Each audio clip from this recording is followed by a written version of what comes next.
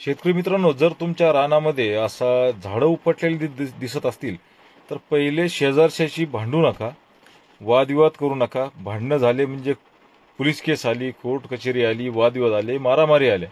आणि भांडणं का होतात की कोणीतरी शेजारच्या आणि माणसाने येऊन आमच्या रानातले काही झाडं उपटून टाकली किंवा पूर्ण लाईनची लाईन उपटून टाकली. तर त्याचं कारण जर तुम्ही समोर बघत असाल व्हिडिओ, तर असं सुद्धा असू शकतं. हा कावळा किती हुशारीने, बरोबर आपण जसं माणसं उपटतात, आपण जसं उपटतो तसं पूर्णचे पूर्ण तास धरून ते रोपं उपटून त्याच्या खाली काय आहे का बघतोय. तो बिचारा खाण्यासाठी करतोय, पण आपण असं समजणार की कोणीतरी हे माणसाने मुद्दामहून उपटलं आणि त्याच्यानंतर वादविवाद होणार आणि नंतर पूर्ण खर्च हा लागून राहणार. पोलीस केस आली, कोर्ट कचेरी आली, मानसिक ताणतणाव आला आणि वादविवाद सुद्धा आला.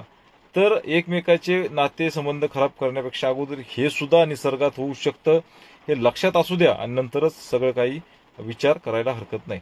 तर व्हिडिओ कसा वाटला नक्कीच कमेंटमध्ये लिहा. नवीन असाल तर चॅनल सबस्क्राईब करा. तर भेटू पुढच्या व्हिडिओमध्ये. तोपर्यंत धन्यवाद. राम राम.